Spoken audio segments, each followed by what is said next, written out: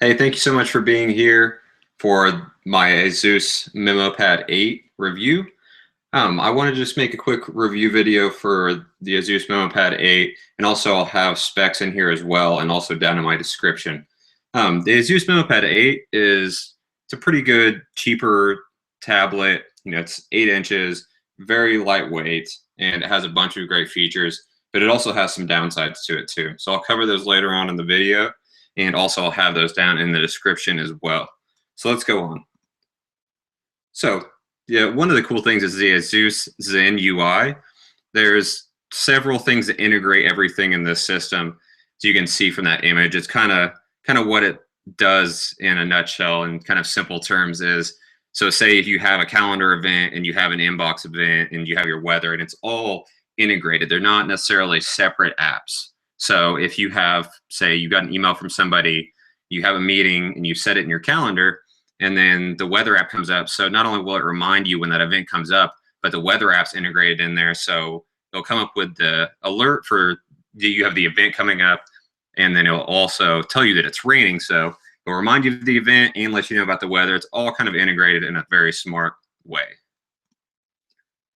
One of the good things about this tablet is that it's really small, but it also has a quad-core processor, which is pretty powerful for a tablet this size. I think that's probably one of the best things on this tablet. There's a few other good things, but there's also a few drawbacks to that as well. ASUS states that you can get 9 hours of web surfing and video playback, which I think is a little bit dependent on what you're doing, and I don't think you necessarily get right around 9 hours. So kind of goes on to the battery life. They say you can get up to 9 hours, but it's generally less than that, especially if you're doing intensive activities such as web surfing or watching movies or playing games. That'll drain your battery a lot faster on this device. So another thing is you can stream seamlessly to your TV or anything else.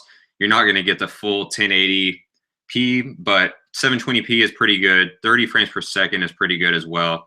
One of the features I think is really cool is the DLNA. It allows you to multitask while you're sharing on a screen. So it's not like you're just screen syncing. So you can sync something to your TV and show that, but you can also still play a game or check your emails, do whatever else you want to do while it's still showing on the TV. One of the great things is that you can customize this to suit your needs specifically. So you can change the back out to change it to whatever style you personally want. That's not necessarily something everybody's going to want, but it's kind of a nice little feature that they included in this. The display on the MeMO is one of the greatest things in my opinion. It has really good resolution, really good graphics. You can see it's 1280 by 800 resolution. It's high definition. The display on this is probably one of the stronger points for a small lower-end tablet like this. And also, it has a lot of times whenever you see screens, if you look at them from a different angle, you notice they start to get distorted, or you can't see necessarily what you want to see. So especially if you're sharing a device to watch a video or a movie with somebody else and they're at a slightly larger angle or a weird angle, it becomes distorted and it's hard to see. This tablet has a large angle that you can view it from, and the colors stay accurate and everything still displays great. Weight is really good with this too. It's only an 8-inch tablet. It's very thin, very small, very easy to hold in your hand. The bezel around the screen is very small as well, so it gives the illusion of a larger screen on a smaller device. Another good thing about this device is that many tablets come with built-in storage, and this does as well. It comes with 16 gigabytes of onboard storage, but normally you get one or the other. You get either onboard storage or you can have micro SD cards. This allows both.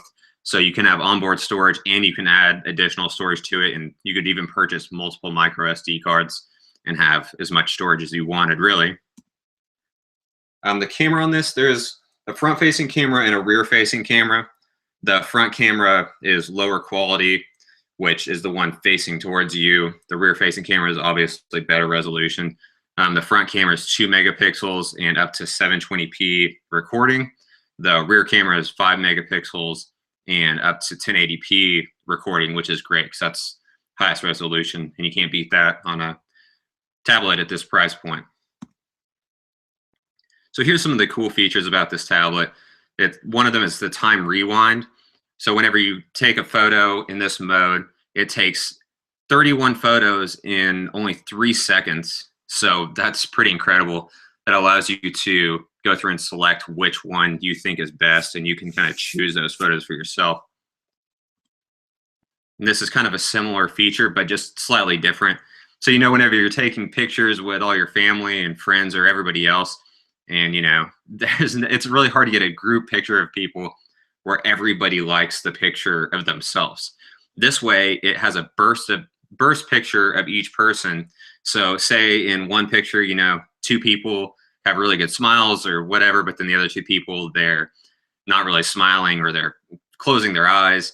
This gives you 5 options for each person, so you can go in and switch out the faces so that you can make a picture where everybody's smiling, everybody's eyes are open. It's a really cool feature on this. Also, the ability to smart remove. If you ever take pictures and you have people walking in the background, they photo bomb you or whatever, this allows you to remove any people in the background or any other removing objects in your background. So this is the overview. The good of this tablet is that it's very slim and lightweight, as I was saying before. The colorful screen and the slick user interface is awesome, and the price point is awesome. It's under $200 tablets, and it has enough features to feel like you're getting a good value for that amount of money. The bad on this is the performance can be slow. It is a smaller tablet. It's a lower price point, so you can't expect the greatest performance in the world. Especially you get slower performance whenever you have a bunch of apps still running in the background. And if you open up the tablet from it being in sleep mode, the touchscreen can be a little laggy sometimes. The bottom line on the ASUS MeMO Pad 8 is it's an affordable tablet with a lot of features, but if you want something that you're going to have a lot of apps running, or you're really hard on your devices and performance is a big key to you, you might be better off spending a little bit more money and getting a bit more powerful tablet. So my final verdict on the ASUS MeMO Pad 8 is 3.5 stars out of 5, which is pretty good for a tablet at this price point. You can also click down the link below and get more information on this tablet if you'd like. And I thank you guys for watching my review video. Bye-bye.